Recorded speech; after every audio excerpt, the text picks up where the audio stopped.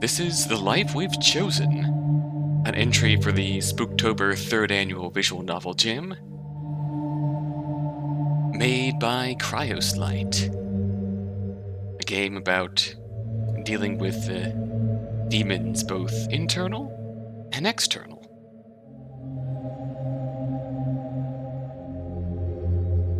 Described as a melancholy yet hopeful story, so... And obviously, the game contains mature themes such as mental illness and unhealthy relationships. I wasn't going to come here today. I'm going to have to work all day tomorrow to make up for my distracted mind. I was going to work until nightfall. I decided to only do a few hours in the afternoon. It should have been easy enough, but in the end, I couldn't even handle that much. It's just one of those days. It's always one of those days. Just as my thoughts begin to wander, the demon appears. They always seem to manifest themselves out of thin air when I'm not looking. I never learn. Their large form is hunched over and wrapped up in a tattered cloak, just like on the day I first became aware of their presence. Though the seasons have changed, the demon has not moved from this spot. They never initiate conversation with me. Instead, it's as if they offer me the choice to leave and pretend we never saw each other at all. I do not leave. Hello again. The only response I get is a sleepy rumble in the back of their throat. Sometimes I wonder if my visits annoy them. Doesn't seem like the demon ever has anything else to do. But that doesn't mean I'm not an inconvenience. I remind myself once again that if I was a bother, the demon could simply remain hidden from me. It's not like I can force them to show themselves. These meetings are their choice, too. It's been a full year since our first meeting, hasn't it? Lake's been obscured by the heavy fog once again. I kind of miss this haze. There's something comforting about it. The demon doesn't respond. It often takes them some time to get them talking, that they need a moment to wake up. Or perhaps they're simply taking their time deciding whether the conversation is worth having in the first place. Are you cold? After a calculated pause, the demon draws a raspy breath. Their deep voice reverberates somewhere in their chest with untapped potential. But still, the sound that comes out of their beak-like mouth is barely louder than a sigh. The weather does not harm me, human. You would be wise to redirect your concerns. I have an extra blanket I could bring you. No. I knew there was no point in making the offer, but the demon's predictable answer amuses me regardless. The calm I felt after arriving here didn't last long. The plans I've made for tonight invade my mind out of nowhere. I can't stay long today. My friend is coming to pick me up soon. The one you've spoken of before, I presume. You remember? Her name's Ella. I don't know if I told you before. I have no interest in your names. Right. I probably wouldn't either. It would be tactless for a human to say such a thing, but the demon's bluntness is refreshing, in a way. You won't have to memorize many names for my sake. I have very few friends. It's really just Ella, and perhaps the demon themselves. It feels presumptuous to think of the demon as my friend, but what I don't say out loud, they won't know. I'm fairly certain that they can't read minds. The demon shifts ever so slightly, adjusting their cloak. I still can't help thinking they must be cold. Your visits to this place have become more frequent lately. The observation makes my chest feel tight in a familiar way. Have they? A year ago, during the darkest days of fall, I also spent a lot of time down there. I had just moved into the small and cheap house up the slope, alone, for the first time in my life. The house was suffocating. I had very few things going on in my life, and yet everything felt like too much to handle. This is getting quite relatable already. I didn't know what to do with myself without anyone at home to perform happiness for. The lakeside felt like the only place I could breathe. It's happening again, isn't it? An idle glance at the demon reveals to me that they are waiting for me to elaborate. I guess I like it better here. Better than your dwelling, you say? Yeah. Perhaps you should look into finding a more comfortable home. I can never tell when they're joking. It's not the building that's the problem. The problem is all the things I need to do there. All the things I need to think about. It's too much sometimes. Ah, I see your kind is still obsessed with arbitrary responsibilities. You're not wrong. When I'm here, I feel like I can just exist in peace, I suppose. It's nice. A fallen leaf lands silently in the moss growing from the demon's body. I've never once seen them move. Since our first meeting a year ago, they've never failed to show up when I've come looking for them. Are they really here all the time? My curiosity is great, but the topic is a little too close to home for me to address directly. Do you like it here? Demon draws a raspy breath before responding with audible exhaustion in their voice. It does not matter whether I like it here or not. I am here. That is what I have chosen. There's a sense of finality in their words that stuns me for a moment. There are many more questions I'd like to ask, but in that moment I realize I'm late. I'm sorry, I have to go now. I can't make Ella wait. Do not apologize, human.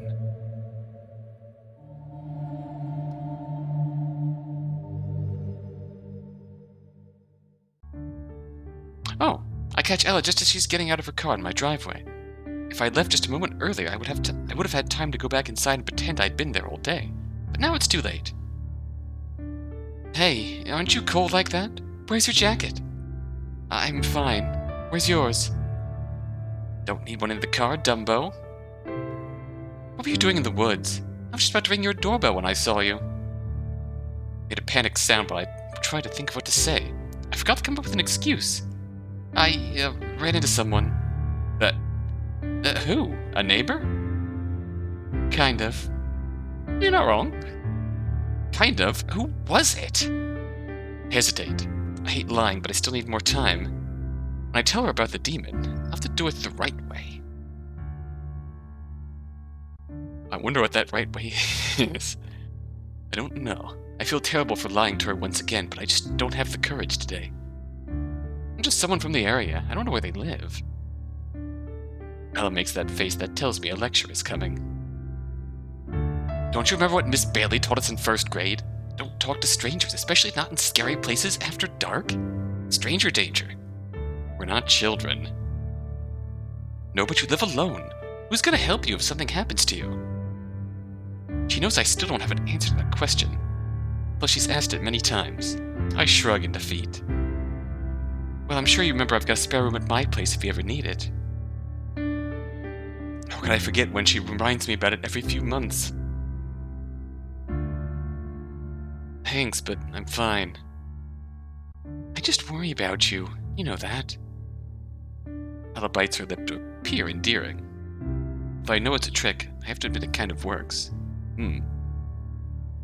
Making sure I saw her display, Ella puts on a peppy face, seemingly satisfied with having guilt-tripped me out of arguing back. Well, this is some concerning wording. Anyway, let's go, shall we? We can't have you running out of canned soup again.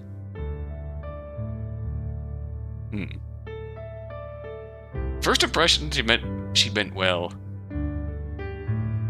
Some odd undertones in this relationship. We get in the car.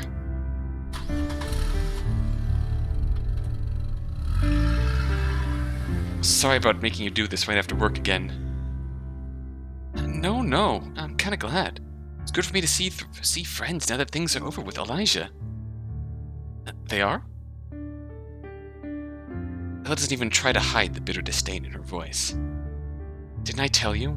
He doesn't want to make the move into a crappy little town like this. His words, not mine. I hadn't realized it was that serious. I feel slow for not having made the connection on my own. A better friend would have seen the signs.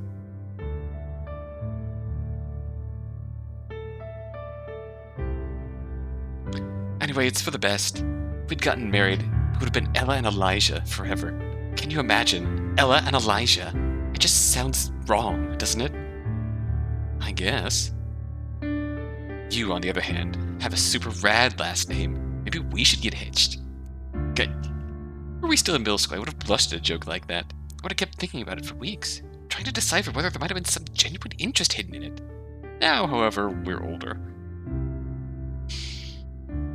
Real bitter finality in the ending to that. Then you'd have to deal with me every day. You don't want that. Hey, don't pretend you know everything about me.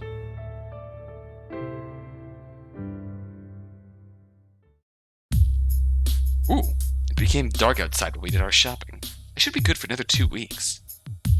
As I'm loading my groceries into the trunk, I catch Ella watching me from the corner of my eye. What? Hell yeah, let's go get some French toast sticks. Did you know Sally owns the hair salon now? Her boss left and went back to school for a 2nd degree. So it was my neglected hair that caught her attention. Figures. Oh, good for her. I was thinking we could go see her sometime. You haven't seen her in a while, have you? It'd be fun to just show up randomly at her workplace someday. Maybe. I don't know. Would that be kind of rude? What? No, she'd be happy, I'm sure. I doubt she gets many customers on her own anyway. Her boss was the good one, you know? Don't tell her I said that. Ella looks thoughtful as she locks the car trunk. You think Sally doesn't like you or something? No, nothing like that. I just thought it would be bad manners for us to show up without warning. You think too much sometimes, you know that? It's really not a big deal. Desperate for a change of topic, I glanced at the locked trunk, pretending to have remembered something. Oh, I was going to get garbage bags. Well, we can go back. No, I'll get them some other time. We have 1 or 2 left. I don't know if I can drive you next week. Will it be fine? I have a bike. A bike you hate using. I don't hate it. I just haven't had a reason to use it lately, thanks to you. I try to give Ella an appreciative smile, which probably comes across as forced, but she accepts it gracefully anyways. You're welcome.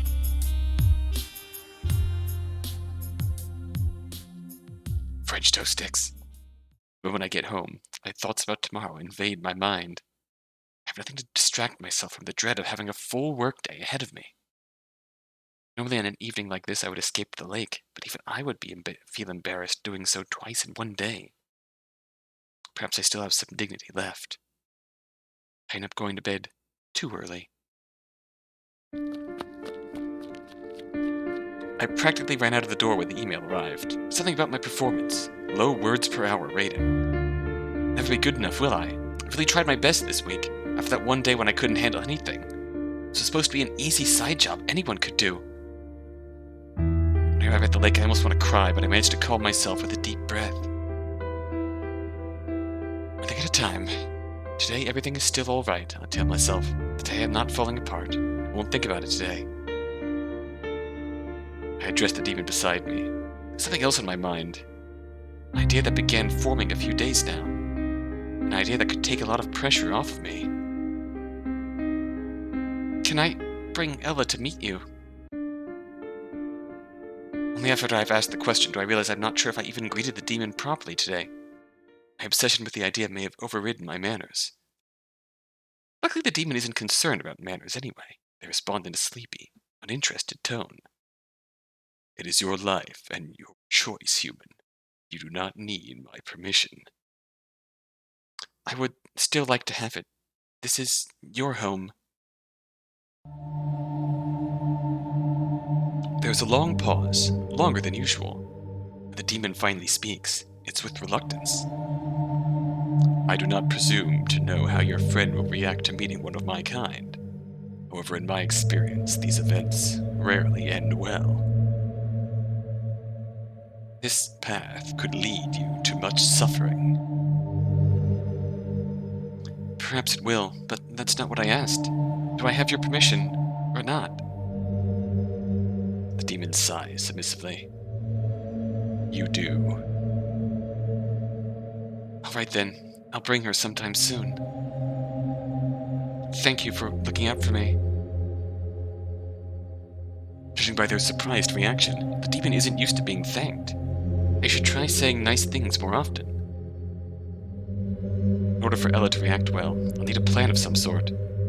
How do I introduce a demon to someone who has never met one and probably doesn't believe they exist? You haven't told me your name.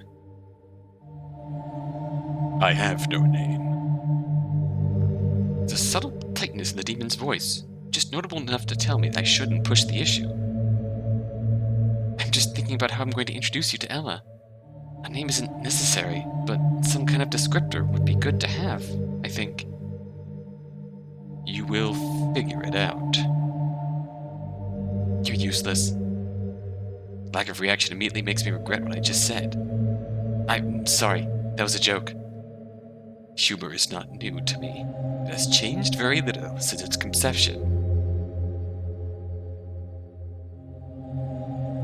It was in fact invented by John David Humor. It was still a bad joke. I don't seem offended. I make a mental note to watch my mouth regardless. This isn't Ella I'm talking to.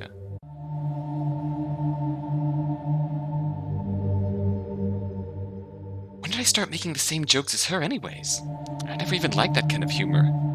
She likes to make friendly jabs, but a jab is still a jab. Is there something to be said for, changing your own attitude and style to match that of the people you're around? I know that's something I've personally observed in my own life. I don't know. I can't explain it, but it just kind of happens. Pick up the mannerisms of people around you. It's weird. She wasn't like that when we were young. I closed my eyes for a bit. Now that I've told the demon about my plan, I feel both relieved and anxious. I was hoping relief would be the frontmost feeling, but it isn't. A cold breeze from the lakes causes a shiver to run down my entire body. Return to your dwelling. Nights like this are not meant for humans. I don't want to. This is all going to change. Next time we meet, this will all be different. I'm a little scared. What of? I don't know what Ella's going to think of this. Of you. Already you are having second thoughts. And no, I'm not. I've made my decision. I'm not gonna keep hiding you from her as if you're something shameful. It's a matter of honesty, then. Yes, but it's not just that. I lose my nerve before I can articulate the difficult thought in my head. I can feel the demon's watchful eyes on me. Where do they get the patience to always wait for me to sort out my thoughts? It's hard to imagine Ella or anyone else being that interested in what I have to say. Perhaps that's exactly it. I've been thinking, and for a long time it's been like Ella and I don't really see each other. We talk often, but I feel like she doesn't really hear me. I don't think she really knows me at all. I want her to understand me better. I want her to know what's really going on. What is going on? The question hits me hard. It shouldn't have. It's just a question, but I forgot to breathe for a moment. What is going on with me? Oh, hello. I don't know. My voice is barely a whisper. Why am I shaking? I just don't know. Warm tears pour from my eyes. I hide my face in my hands, embarrassed and shocked by my own reaction. Demon makes no sound. Maybe they've left. Even they must understand this is a humiliating situation for a human. I slowly raised my head, keeping my eyes on the ground until I've gathered up the courage to face reality once more. They're still here. Can't read their face, with the tears still gathering in my eyes. I think about apologizing, but I don't know what for. What is there for me to say? Exhausted. The demon speaks in a quiet, regretful tone. I apologize, human. It was not my intention to upset you. You need not sate my idle curiosity. It's like you said we shouldn't apologize. You don't need to apologize either. It's okay. It was just a question. Definitely no way you would have known that that question would have hit home so hard. And it can be so difficult to articulate exactly what is wrong. You know something isn't right.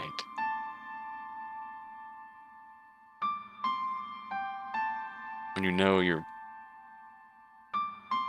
down and hurting and falling deeper and deeper, and you don't know why it's everything is feels so difficult, suffocating almost. No, it was a callous question. Not once have I asked if my presence was causing you pain. You're not. It's not you. I really like our talks, and I look forward to them. It's just, it's hard to fit this in with normal relationships. I used the word normal without meaning to. Betrayed by my own tongue. I don't even care about being normal at this point. I just want to be. I want to tell her about you, and I will. I just don't know if it'll go over well with her. That's the only part that causes me pain. The demon chooses their words carefully. It is not up to me to try and influence your actions. However, I believe it would be wise of you to rethink your decision to tell such a beloved person about me. I do not wish for you to suffer any more than you already have for my sake. I wipe away my tears defiantly. I promise I'm not doing this for you, but for myself. Telling her should bring me some peace of mind, I hope. As you say. Although the night is still young, a wave of drowsiness sweeps over me. I could almost fall asleep standing up. Demon's silent presence is an immense source of comfort. It'd be so easy to lie down and sleep right there, knowing they'd be watching over me.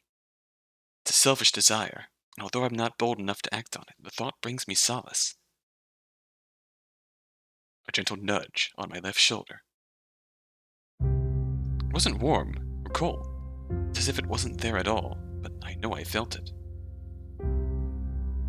I look up, a little embarrassed, and the demon returns my gaze with the same hard-to-read eyes as always. Their voice, however, is soft. Return to your dwelling. Please. Although I prefer to cling to this moment a little longer, I can't deny the appeal of their recommendation. As I gather up willpower to get moving, I realize my joints ache from the cold. The demon's common sense proves to be better than mine once again. I don't know what to say after all. See you soon.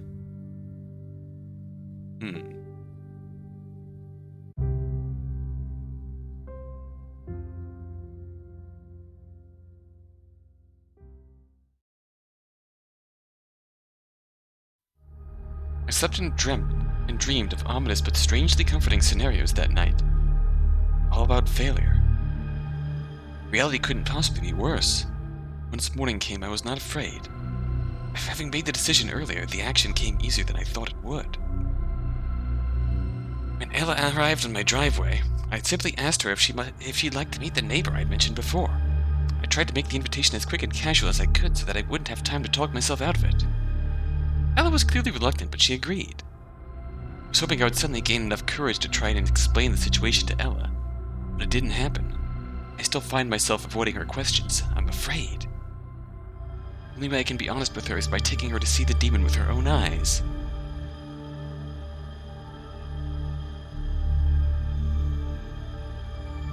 Ella stays close to me on the path to the lake. This is getting really creepy. Why can't we meet them at your house? They don't get out much. You know.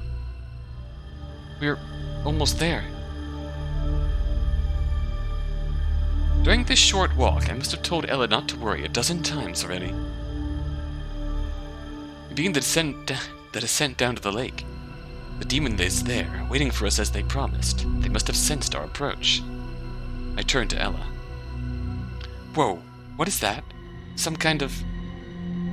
Then it hits her that what she's seeing is not a statue, but a live being.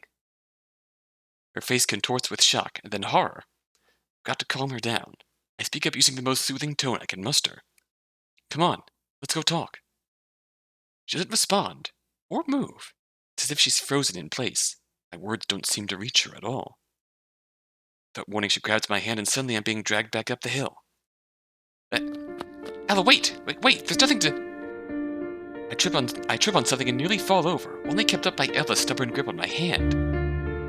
Hurry! Stop, Ella! Let go of me! She doesn't stop until we've arrived at her car, panting and frazzled. My shoulder is in pain from getting yanked around so violently. I'm so angry and humiliated I can feel the sting of tears behind my eyes. Why couldn't you just stop for 2 seconds? Ella ignores me. For a minute we just lean against the car and catch our breath. Eventually she speaks up with a stern tone. You can't stay in this house. Come live with me. This again? Now? You're joking, right? I'm serious. Let's get you out of that house. Please. You have to get out. She's overreacting. This is even worse than I thought was possible. I don't want to lose you. I'm not going anywhere. Never seen her so desperate before. Her voice is strained with concern for me. You don't know that. It's a demon. You don't know what it can do. A demon would never hurt me. How can she even suggest they would? I trust them. They've been more honest than either of us, actually. It's a demon. What do you think demons do? They trick and seduce people and all that. Since when have you ever cared about stories like that? Decided to start caring just now? She breathes heavily. I realize I'm doing the same. How did it come to this? We've never fought before, not like this. With every breath I regret this night more and more. I've ruined everything. It's manipulating you. I don't think so. That's really nice, but how can you know? How do you know it's not going to hurt you? I guess I don't. I can't bring myself to acknowledge it out loud. For all the deep conversations we've had, I barely know anything about the demon. Suddenly there are tears in Ella's eyes. Despite everything, it pains me to see her upset. I almost can't stand looking at her. I don't want to lose you. I want to reassure her somehow, but I already know nothing I say will help. She's not going to understand what the demon means to me. I try to blink back the tears, but it's useless. This is all useless. Ella. She's very close. My heart begins pounding again, but the catalyst is not fury this time. I've never been this close before. Ella's hands reach for my shoulders. When was the last time she touched me? On the school playground when we were 10? This is different. This can't be. No, she wouldn't. Would she? There's no way. She's not interested in me. She's never returned my feelings. My feelings? I don't even know what I feel anymore. It's all messed up. I'm so tired of trying to make sense of all this. What if I just let Ella guide me? Oh. I don't know how this is going to change.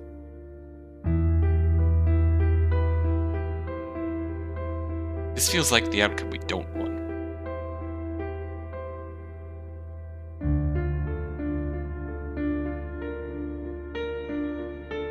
It's still very much up in the air whether she genuinely wants what's best for us, Or if she just wants what she thinks is best for us. And she isn't hearing or seeing us at all. So we're gonna say yes first. I close my eyes and trust myself to Ella for the moment. She knows what to do. I feel her warm breath before her lips touch mine. Is this how it's supposed to feel? It's definitely not the perfect magical kiss they describe in stories, but stories are just stories. No real kiss measures up to them anyway. I still don't understand what's going on, but this doesn't feel wrong. Ella ends the kiss. It turns out I wish it had been longer. This moment of silent contemplation between us. As I barely did anything to contribute to the kiss. For Ella, it must have felt like kissing a dead body. What about the demon? Ella shakes her head as if to shush me. I'll help you get through this. You'll forget about all that weird stuff soon enough.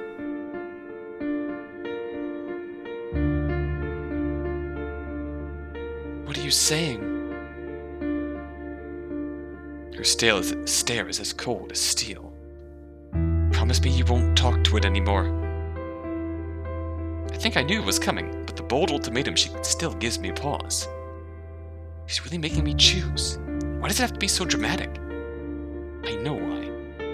If I hadn't shown her the demon, this wouldn't have happened. This is my own fault. If I hadn't done what I did, I could have stayed close with both Ella and the demon, but now it's too late. She won't be happy unless I leave my time with the demon behind.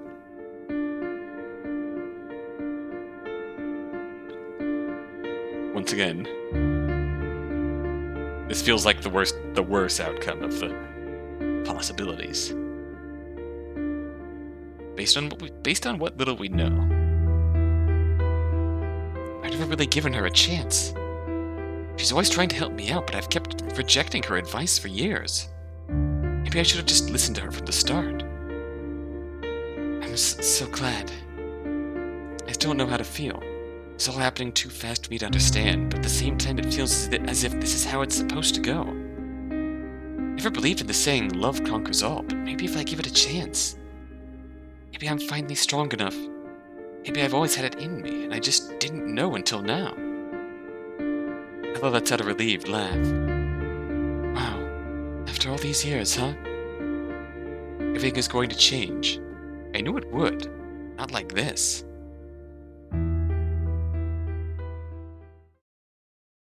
It's been 3 years now. It's been 3 years and she still comes home every day wearing the same smile she's always had. Likewise, I'm the same I've always been. Is this really what she wanted? This quiet life with me? I have nothing to offer her, and I doubt I ever will. I'm not built for this. She'll grow tired of this someday. Just a matter of time. I hope I'm mentally prepared for that day when it comes. Sometimes when Ella's staying at her parents' house, I get on my bike and head down to the lake like I used to, even though I know the demon is not there. They've left me. I understand why. I left them first. I didn't visit them for months after I moved in with Ella. I must have thought I'd left for good. Still, I was kept hoping someday they'll return to this place. Guilt gnaws at me every time I sneak off to go to the lake. I still can't be honest with Ella. All she's ever asked me was to forget about the demon, but I'm not strong enough to even do that much. I kept breaking my promise to her over and over again. I call for the demon, but they do not come. I've tried apologizing. I've tried sitting in silence as we often did. Even cried. Tried everything. If there's any chance they'll come see me again, I'll keep doing this. Even when I'm old someday, I'll keep coming here as long as my aging body allows. I still haven't learned anything, have I? On second thought, maybe there is a chance we could make it work. If we commit to it. And one. Like there's a middle ground between rejecting Ella and getting the strength to stand on our own,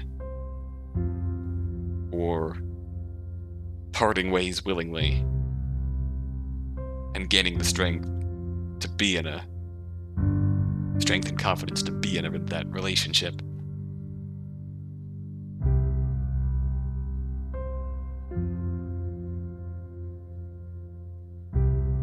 Remains to be seen.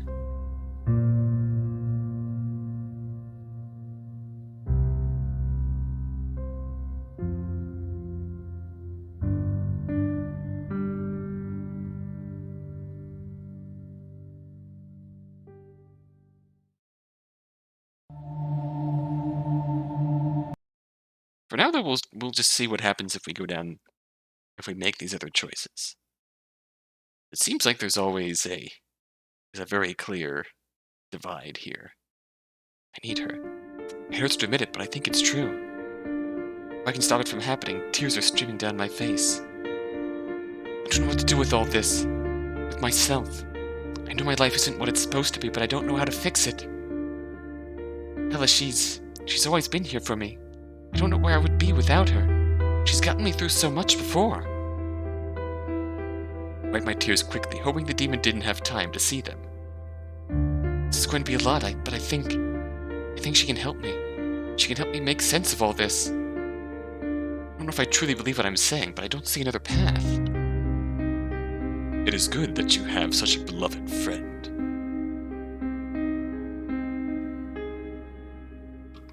Though the night is still young, a wave of drowsiness sleeps over me. I can almost fall asleep standing up. Demon's silent presence is an immense source of comfort. It'd be so easy to lie down and sleep right here, knowing that he'd be watching over me. Alright, we can skip ahead, actually.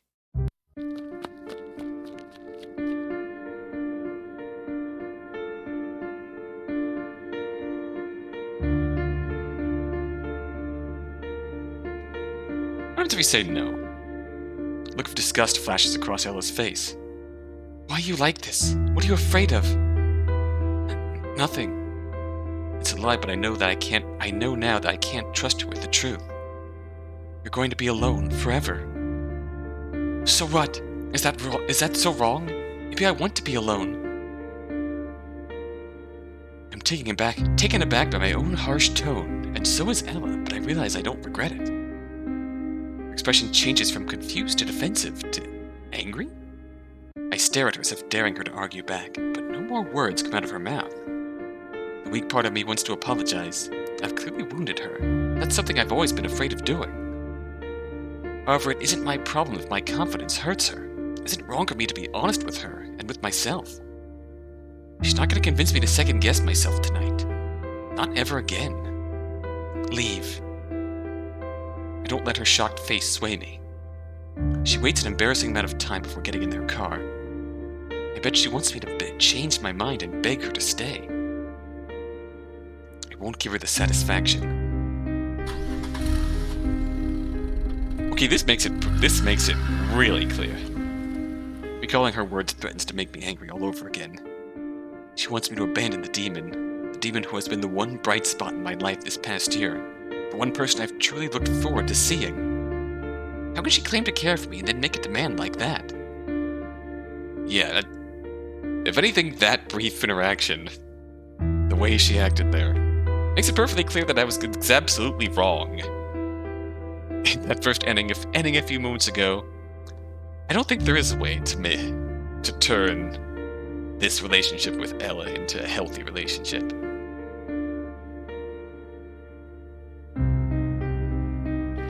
I'm more hurt on the demon's behalf than for my own sake.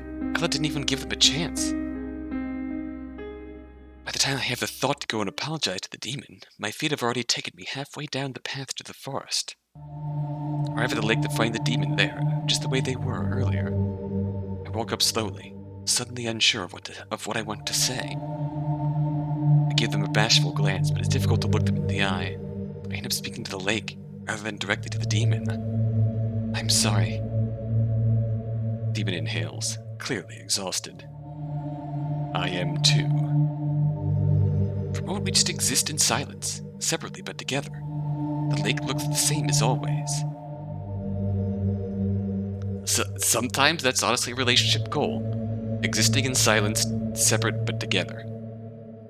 The night's events have left me weary, but at least I still have this. Is your relationship with the red-haired one mended? No. She said some things that hurt me a lot. I'm finding I don't really want to talk about it. I didn't come here to lament the loss of a friendship that has been causing me more stress than joy for years. I'm sorry to hear that. It's not your fault. I think this would have happened sooner or later, regardless. I'll grieve later. To be honest, I feel better. I was under the impression she was a beloved friend of yours. I thought so too, but it seems that was my biggest mistake. I think I'll be better off without her. Familiar lakeside, the demon's presence have calmed down my nerves in mere minutes. I can breathe again. The pale gray lake ripples softly. Ella has no place here.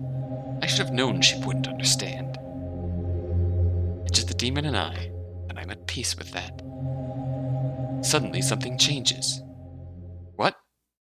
Ground beneath my feet shifts just a little, or perhaps the entire forest does. Demon is moving. What? Whoa! They stand up slowly, every ancient bone in their body snapping to their rightful place one by one to make the motion possible. The terrifying sound echoes through the forest. Somehow the demon doesn't seem to be in pain. Their face looks the same as ever. They must have done this before. Repairing their broken bodies seems to be only a matter of will to them. The little twigs and leaves that once rested on their stationary form have fallen off, and there are even feathers. Demon's cloak falls off their shoulders, revealing the torn remains of a pair of wings. Countless dark feathers flutter to the ground, twisted and lifeless. There's something viscerally familiar about this sight that makes me nearly tear up on the spot. I understand, I would say, if I could bring myself to speak. Even while standing on 2 feet, the demon still appears hunched over. They look terribly old, weighed down by millennia of pain and indifference. I feel an overwhelming desire to take their hand and steady them like one would do for a frail grandmother, but I know I am far too small to support them. Is it time, then? Their voice is distant. I'd never realized just how softly they speak. Time for what? My departure. What? I feel as if I've swallowed an icicle. They're thinking of leaving? But this is your home, isn't it? It has been, for a time. Do not feel sad. I will find another. Why now? Demon avoids eye contact with me. They speak once again in that calculated tone that leaves me feeling disconnected. When a human, a temporary being, desires to grow, it's only right that my kind make room for them. I will move for you, if that is what you desire.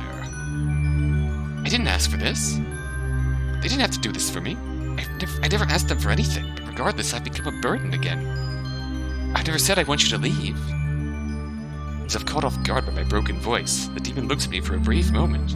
They can't seem to hold eye contact, though, as they speak with a wavering tone. You've lost something dear to you tonight. Whether you admit it or not, this occurred because of me. Sort of it did. It was my fault, too. And hers. Especially hers. My jaw clenches painfully. It's her fault the demon feels guilty. We will surely begin forging new relationships soon enough. When you do, it is for the best that I am not in your way. I don't want to believe their words, but they seem convinced. Do you really believe this is the right thing to do? Human lives are short. They are better spent with your own kind, not with old relics such as I. Don't you agree? Is this really how it's supposed to go? It doesn't feel right, but the demon does have an infinite amount of experience in this subject.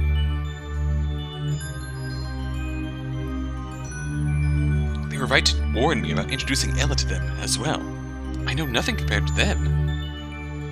The demon regards me with a soft gaze. Let us close this chapter.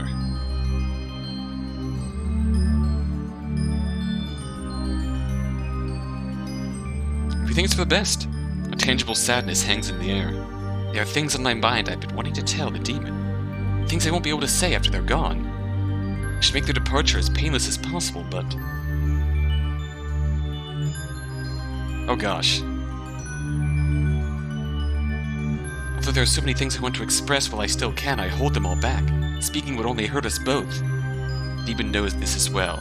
They face the lake without looking back. I close my eyes and the demon takes a step forward on the dry grass. Farewell, human. I wish you the best.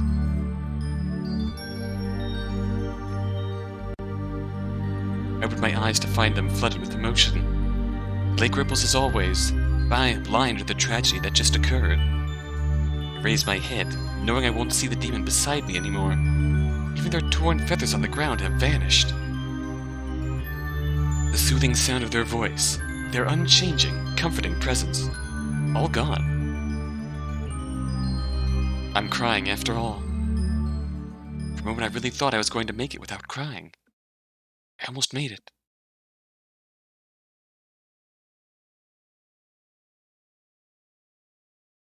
And two.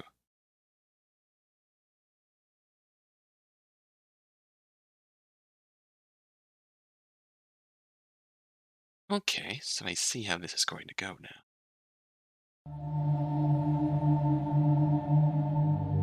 Before we do that, though, we're gonna run back something. See if there's any more dialogue we can get. Let's see what happens if we rebuff her here. No, I won't leave them. What? They become very important to me. I'm not going to abandon them now. Listen to yourself. Can't you see you're being manipulated? Can you stop pretending you know anything about them? You didn't even give them a chance. I can't. She opens and closes her mouth before sighing in frustration. This is just so crazy. I'm crazy, she means. Even after seeing the demon with her own eyes, she still thinks I'm crazy and useless and broken. I think I'm gonna go home. Good. I responded without thinking, but I don't regret it despite Ella's hurt expression. I want her to leave. Okay, so that gets us back on. She waits a few seconds too long before getting in her car, but she wants me to beg her to stay. I won't give her that satisfaction. Never going to ask her for anything anymore. Ooh. I already know I'm going to stay angry for a long while, but I've got to calm down. Take deep breaths, trying to focus on the comforting scent of the forest. It's over for tonight. I'll send Ella a text tomorrow or something. Maybe I won't. Why should I? She was saying the real weird things, and I don't even know what that kiss was about. I don't want to know. Why now? I don't want to think about what happened, but I do anyway. My mind replays the events over and over. First a kiss, and then she tells me to give up the one thing that makes me happy? How can she claim to care for me and then make a demand like that? She thinks she knows what's best for you. I'm more hurt on the demon's behalf than for my own sake. Ella didn't even give them a chance. The time I've had the thought to go and apologize to the demon, my feet have already taken me halfway down the path to the forest. Ah, and we're back. This time we're gonna say some things before you go. Before you go, I speak up against my better judgment, emboldened by the finality of this moment. I know what I'm about to say will only make saying goodbye more painful, but I must say it. I breathe in the fog's melancholy scent, willing myself not to get emotional. I just need to say the words, the last thing there's left to say.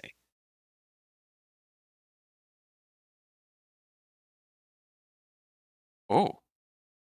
I love you. Time freezes if I've said nothing at all. Demon's eyes are unreadable, more so than before. I wonder if confessing to them was callous of me, but what's done is done. Slowly they avert their gaze. When they speak, their voices restrained by 1,000 emotions. For the demon's sake, I pray none of them are like mine. If that is so, then I will not make this any more difficult for you. They face the lake without looking back. I close my eyes and the demon takes a step forward on the dry grass. Live well, human.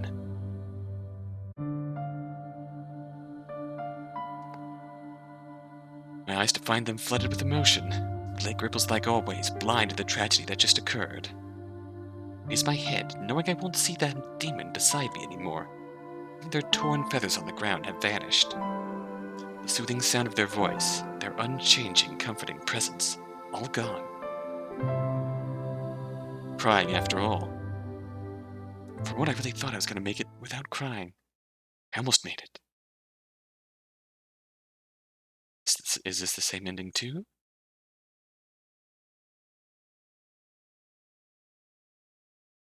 Yep, end 2.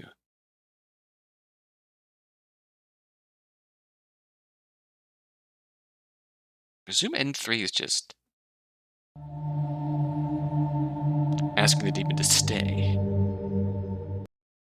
What happens if we say this now? I say that, although I'm not sure how to word my confession.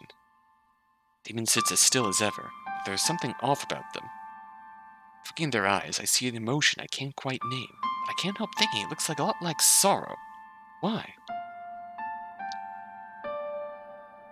I'm sorry. Should I not? Demon breathes in, seemingly deeper than usual.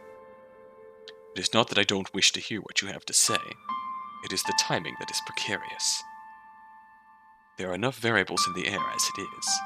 I fear having this conversation now would only complicate things. It seems they've understood my meaning, although I'm not entirely sure what I was going to say myself. I understand. Another time, then. Another time. Another time indeed. We fall back into a shared silence, although we both know there is something in it we are both ignoring. It feels odd, but I trust the demon's judgment better than I trust my own. Let's move on to Ella. No, you don't get to do that. You don't get to decide what's best for me.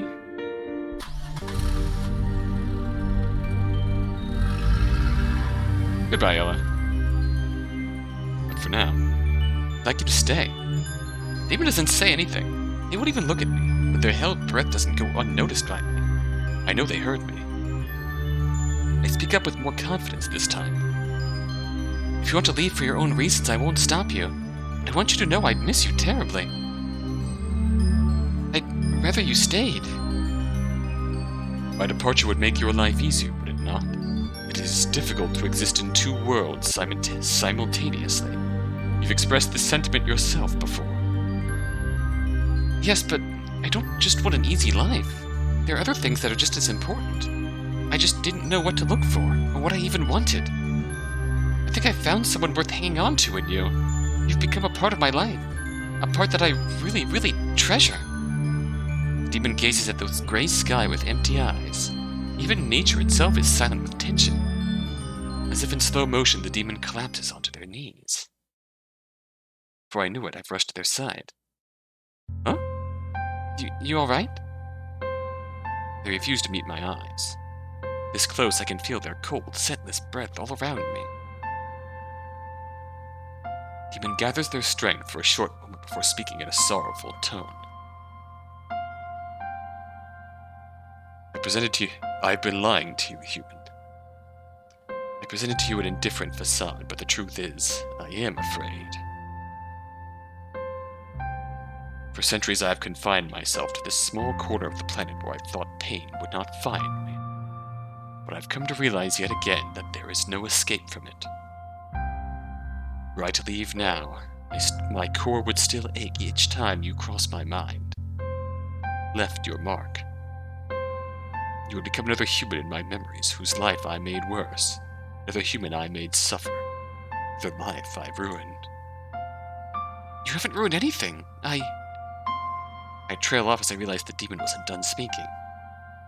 And if I stay, someday far too soon, in terms of your time frame, I will lose you regardless. I think I knew. It hurts to be an undying entity on Earth, surrounded by beings who can never stay with you for too long. I knew, but I put them in the exact position they were trying to escape. I'm sorry. If I'd understood sooner, I wouldn't have pushed my company onto you. I'm sorry for that. The blame is entirely mine, human. Do you regret it? The time we've shared? Demon shakes their head subtly. No. Every moment we've shared has made my existence a less lonely one, if only for a short time. I could never regret any of this. If you don't regret it, then isn't it still worth it? Perhaps for me it is. However, your life is limited. By spending it with me, you will miss out on so much. I don't want to miss out on you. I know it now. This isn't wrong. Never was. I thought it had to be wrong, because that's what everyone says. I've come to realize I was just scared, as I always am. I wish I'd seen the truth sooner. I don't know how long I'll live, but I want to make the most of it. I think the best version of my life includes you. A mournful sound makes its way out of the demon's throat, but they cannot bring themselves to speak. My own voice shakes as well. I can't promise I'll live very long, but I can promise I'll try. I'll try my best and I'll take damn good care of myself so that we have as much time together as possible. Demon breaks into silent sobs. Aww. Air reverberates in their ribcage with every broken breath. I can only watch them as warm tears stream down my own face. There's no question, however. My heart still says this is worth it. I speak although my voice is thick with emotion. If I promise you that, will you stay with me? Rattling breath flows through the demon's lungs as they collect themselves. Yes, I will stay, human. Call me Willow. Willow. You may call me Haze. Aww. Aww. Somehow we formed a habit of watching the sunset together every night, regardless of season or weather. You'd think the routine would get old after a while, but it turns out every sunset is different from any other. Every quiet conversation we share in those moments is likewise unique. Oh! A gentle gust of wind ruffles the demon's feathers. They don't seem to mind. Maybe it's pleasant to be out of the forest every once in a while. It is for me. It seems like their feathers have grown back some. This one's nice, isn't it? I've seen better. That's not fair, of course you have. Haze looks down at me with a soft but melancholy look in their eyes. I regret you won't be able to see the full range of beauty this planet has to offer. You would enjoy those sights more than I will. I sense the immense sadness behind their words, but I won't let them dwell on it on an evening like this. Haven't you heard? Beauty is subjective. If I say this is the most beautiful sunset ever in the history of Earth, you can't prove me wrong. Haze almost chuckles. One day I'll get to hear what their laugh sounds like. Already Willow seems like they've got more energy. Perhaps this is the most beautiful one, then. And look at that smile, too. It's an odd feeling, knowing Haze might be here watching these same sunsets 1,000 years after my own existence has ended. I'd likely never fully comprehend what it's like to live for an eternity. I'm just human, after all. Haze has never asked me to be anything more. I put extra effort into my smile. Haze, when I'm gone, watch the rest with someone else, alright? Haze doesn't respond. I'll miss you, their eyes say. I know. But this year has been a feeling has been growing inside me. It's a confident and non-apologetic feeling. There's one thing I'm sure of, one thing that keeps me from succumbing to the hopelessness I used to center my life around. There are people out there who will love you even if you don't. Even if you don't love you. I don't know if Haze believes me just yet, but as the sun begins to sink below the horizon, I'm certain they will. I'll make sure of it. I am glad you asked me to stay. I can only smile. There's nothing else I need to hear. You still have more sunsets left than I can count.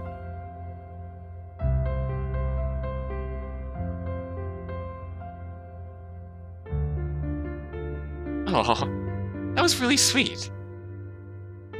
Whether it's a story of two lonely souls growing to be comfortable with each other,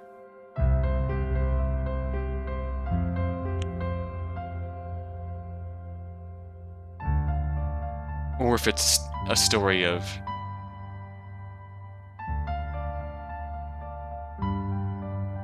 accepting the parts of yourself that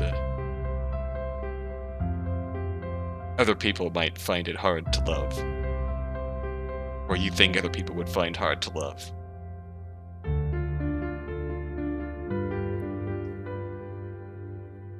Or the parts of you that other people might not see, or want to see, or try to see.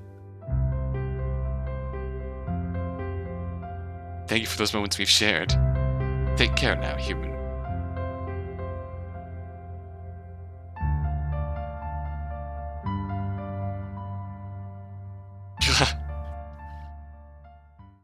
God, that hit me really hard, that. Oh.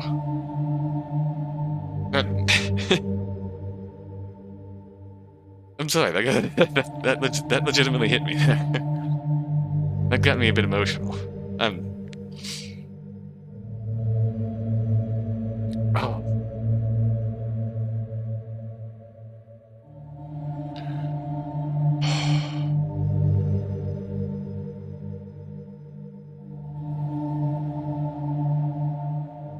I'm sorry, that hits,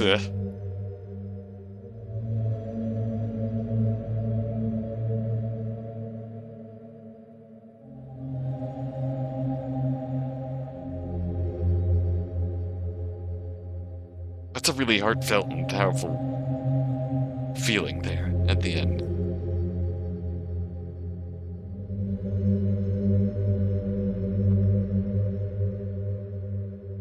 That there are people out there who will love you, even if you don't love you.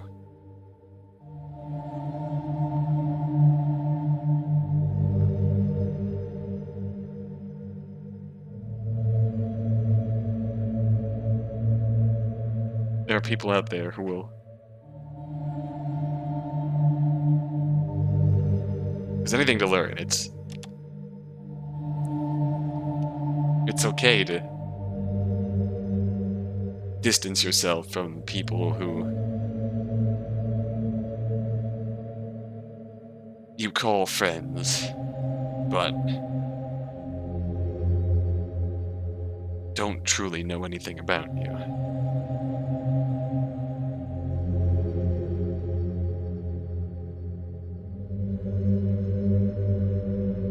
Like that feeling. I know that feeling. I think we all know that feeling in some way. That's an all too relatable feeling. We've all been through that. Whether in school or friends you've made in life that just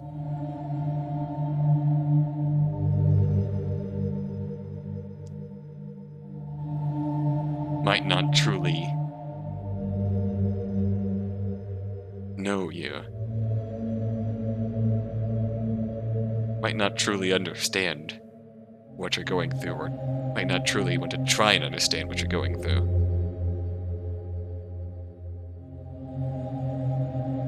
There is no shame in...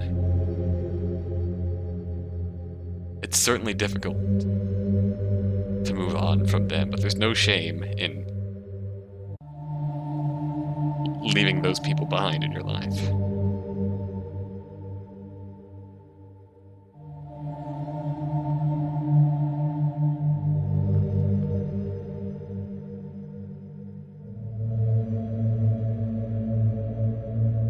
Because you deserve to have people around you who see you, who know you and who want to know you, care about you, who get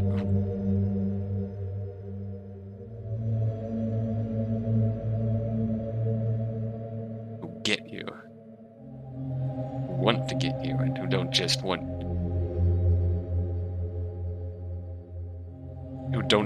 to fit you into their lives, who want to be a part of your life and want you to be a part of theirs.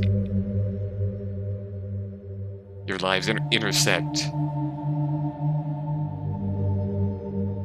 Your lives intersect and thrive for it, and not just having you as a bit piece in their life. It's a two-way street, and you deserve that. I almost genuinely feel bad for even thinking that Ella had good intentions. Even because it's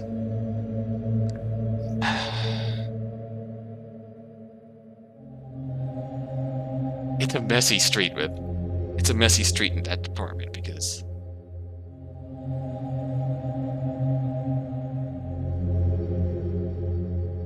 in that state of mind, it's easy to let that feeling, that negativity in your heart. It's easy to let that sabotage your relationships, but which makes it even harder to distinguish between when it's you doing the self-sabotage or it's someone genuinely not treating you with respect. I feel like. I almost feel like that's what tripped me up at first. But it's very clear. It was the right decision to Willow to finally stand up for themselves.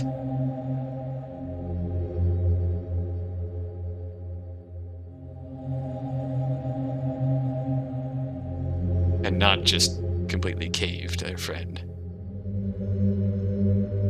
Someone they thought was their friend.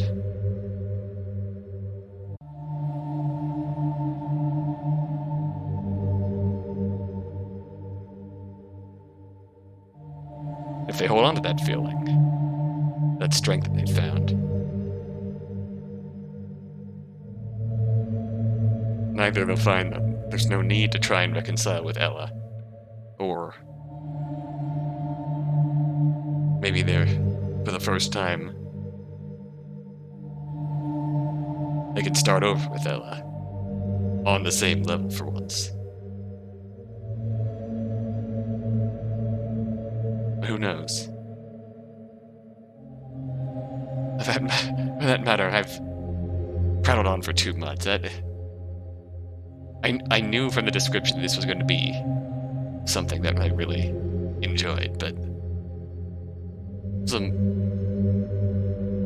definitely melancholic, somber, but in the end, hopeful. Exactly what was described on the tin, and I'm grateful for every bit of it. This has been the life we've chosen. May the life you've chosen bring you peace and happiness. May you have the confidence to look forward and live on.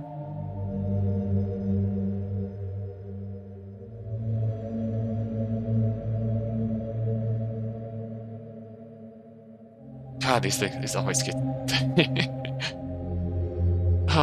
Thank you for watching. Until next time, until then.